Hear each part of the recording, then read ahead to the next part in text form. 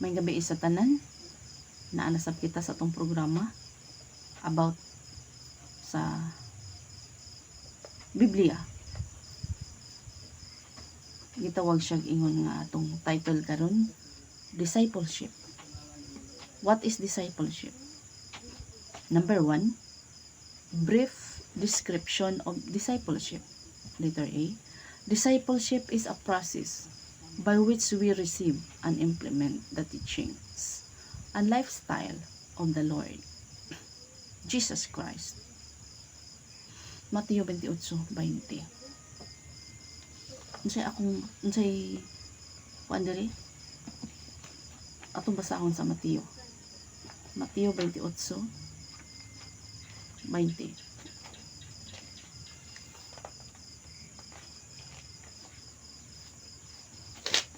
Nag-ingon siya diri.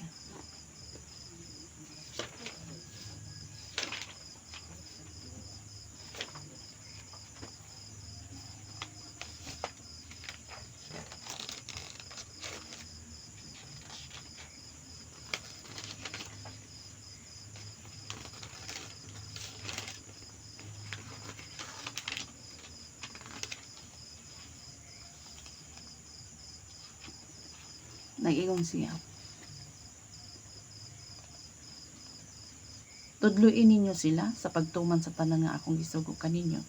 Hinumdumin ninyo nga kauban ninyo ako kanunay hangtod sa katapusan sa kalibutan.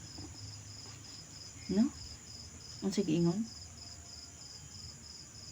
Tudluin ninyo sila sa pagtuman sa tanan nga akong gisugo kanyo. Hinumdumin ninyo nga kauban ninyo ako kanunay hangtod sa katapusan sa kalibutan. Unsay giingon sa Ginoo? Tudluan nato sila sa pagtuman sa tanan. Atong pamalandungan ang pulong sa Dios. Ang Ginoo nagsugo niini. Unsay giingon? Lifestyle. No? Teaching and lifestyle of the Lord Jesus Christ. I-lifestyle. Hello. I-lifestyle nato. No? This is best accomplished in the relational context of the mature believer helping to nurture younger members of the body. Ito, atong tubangan sila ang mga batanon pa. Training, schooling. Ang gitawag sa ingon nga sa atong mga kinabuhi. Mutabang ta sa uban ng mga bata pa sa nag-alagad sa Ginoo. Ato silang tudluan. Muna adunay pag-training, schooling.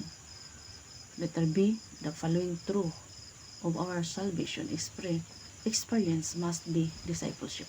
Number 1, in salvation, we are reeling with the issue of forgiveness of sin.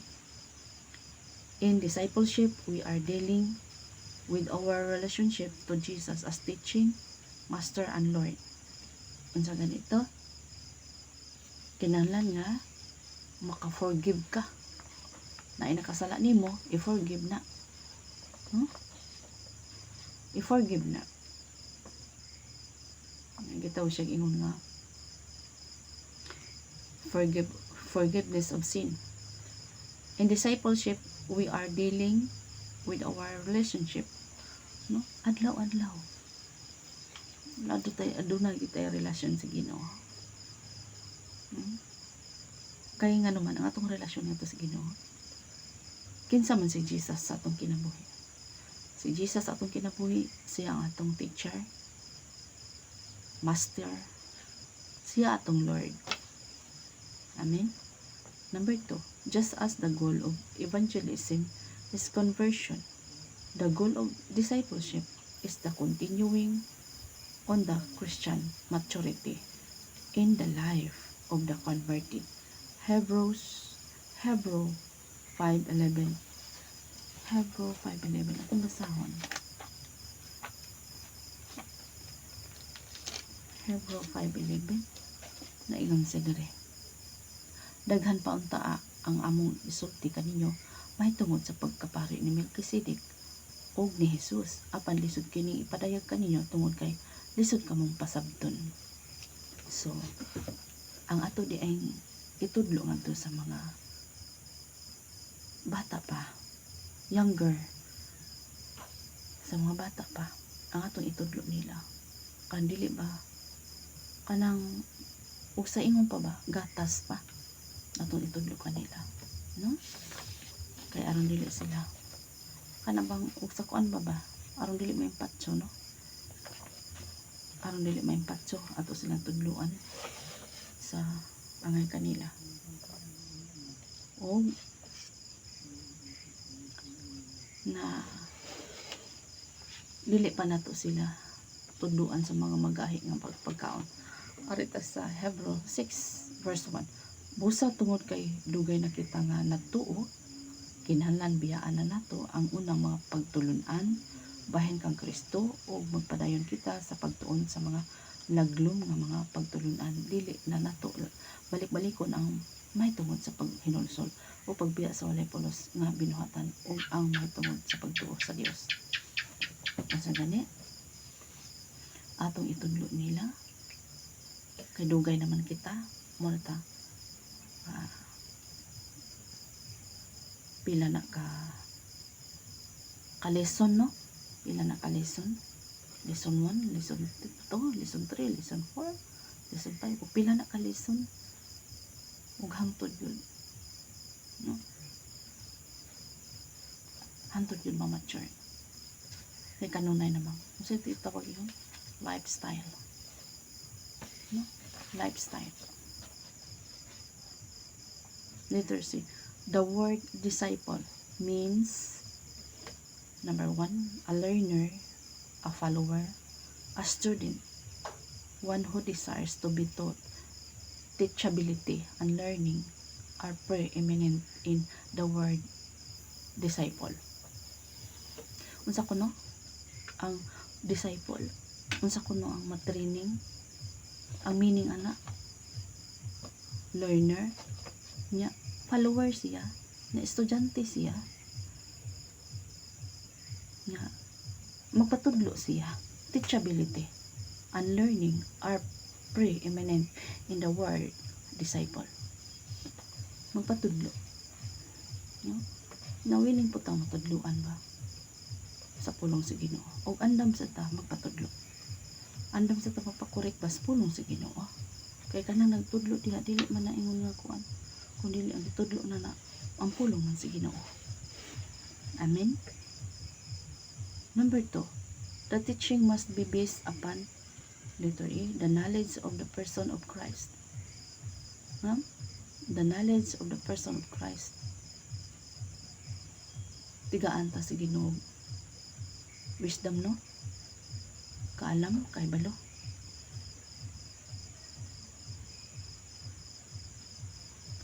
Letter B, a love for the person of Christ, submission to the person of Christ, and letter C, obedience to the commands of Christ. Love, a love for the person of Christ, submission to the person of Christ, obedience to the commands of Christ. Ana lang. Number 2, the command to make disciples. The command to make disciples.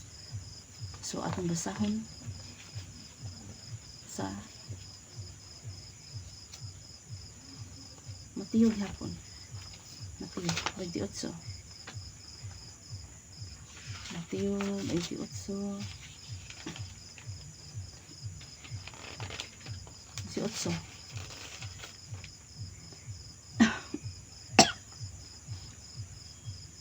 Nag-ingon sa dire sa 18. Excuse. Miduol si Jesus kanila og miingon, gihatag kanako ang tanang kagahom sa pagdumala sa langit ug sa yuta.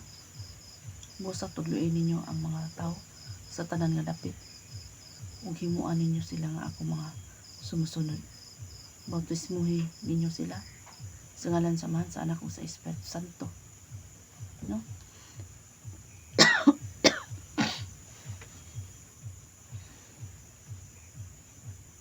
tudloin ninyo sila sa pagtuman sa tanan nga akong gisugo kaninyo.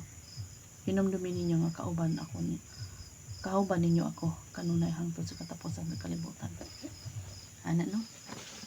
Kinahanglan ang training.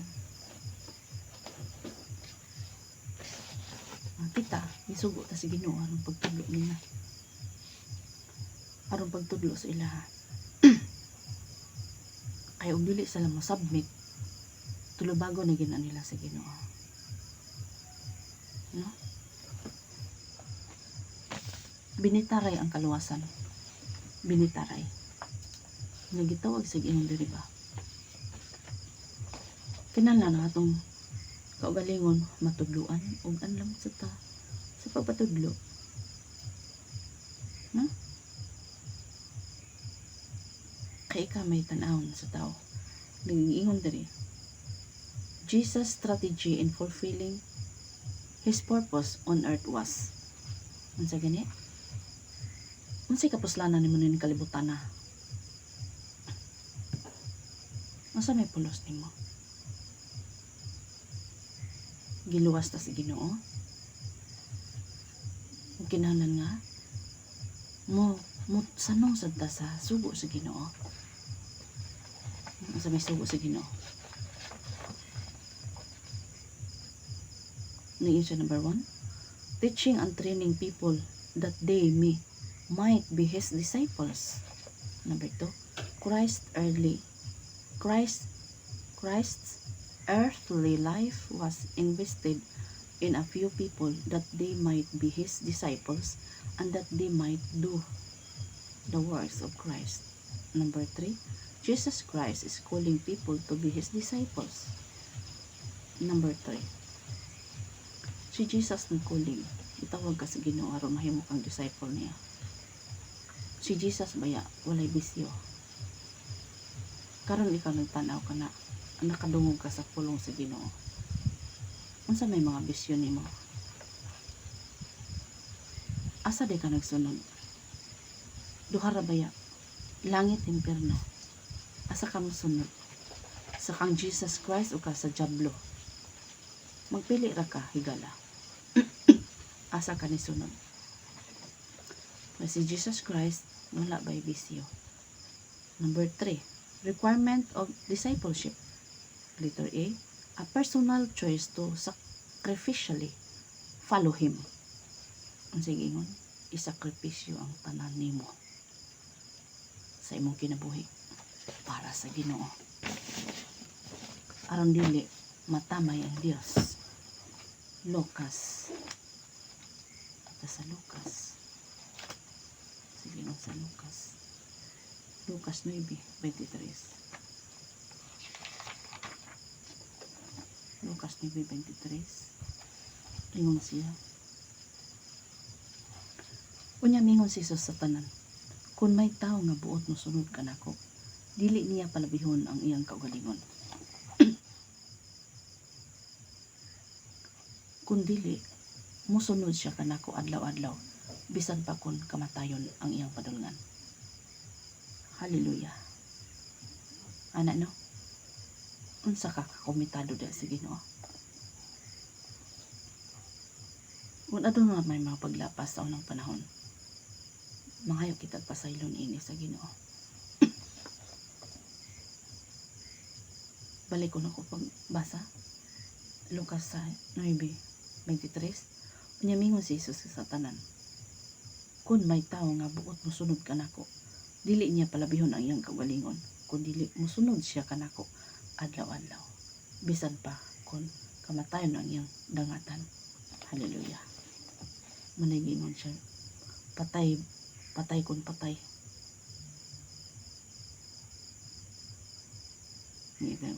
Tawag ingon nga martyr ba, no? Maisugon like Pablo, maisugon sa pagharong sa tanan. Mga yatag dili nila mga higala, mga yatag giha sa Ginoo, mga yatag kaisag diha sa Ginoo, mamuharong ta sa tanan, kaisog sa espirituhanon sa sa pag asdang sa tanan. Ano na may mga paglutos, pagbiay-biay sa itong pag-alagad sa Ginoo. Ano na may mingon nga. Saan ka gusto ka, patyon ka? Sunod ka sa imong Ginoo? O buhi ka? Hindi ka mosunod. Gitawag siya martyr ba? No? Ayaw pangalagad si Ginoo kay magbuhi ka. Patay ka kung mangalagad ka sa Ginoo. Yung ana ba? So, muna yung requirement. Usa ka kadisipulo sa Ginoo. Number 1, denying ourselves, saying no to our selfish desires. No, atong ilimod ang atong kaugalingon atong kagustuhan. Nindot man mo puyo ta sa komportable nga pagpuyo, apan kung adunay gipayag sa Dios kanimo, gawas diya sa imong comfort zone aron nabi tayo mga missionary o gawas man sa Pilipinas, mapadala dos gawas sa nasod aron pag tuman sa pulong sa Ginoo. Hallelujah. Muna yung gidinay nila ilang kaugalingon mga kagustuhan para lang sa pagtuman sa pulong sa Dios. Number 2, check up our cross, willingness to pay the price. So, ato jud kuan ang cross. No? Ang sige ingon sa pulong sa Ginoo, kung dili ka takos mo pasaan si mong cross, dili ka takos alang kanako.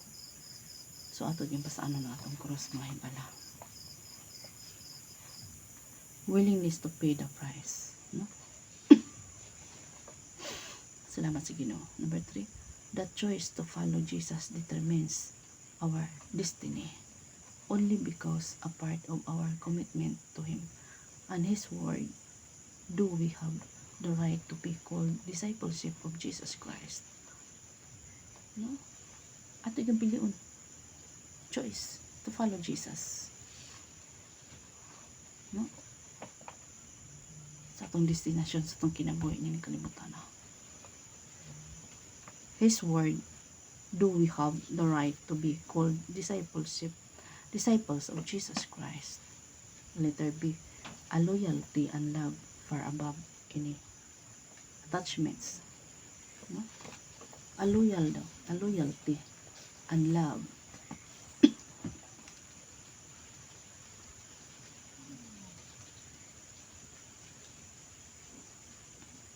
Luke 14.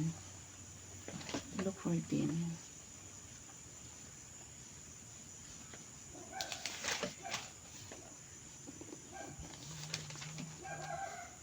Luke 14:26. Ngayon sa dari.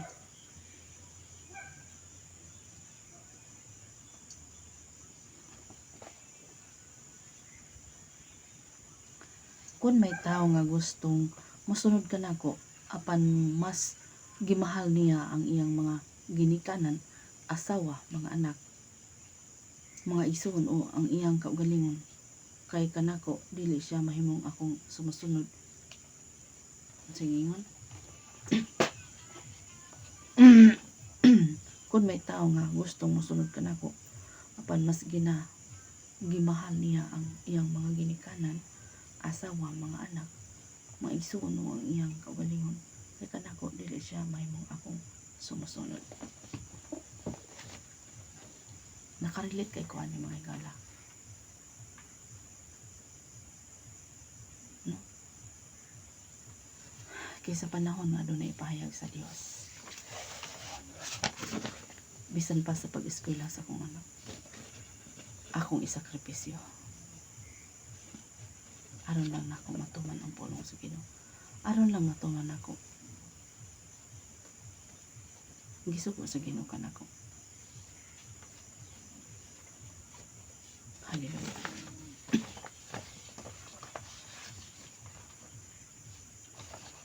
Nagingon siya dito. Number 1, the cost of discipleship involves loving God far greater than any other attachments. Father, mother, husband, wife, children, brothers, sisters, and even your own life. Number 2,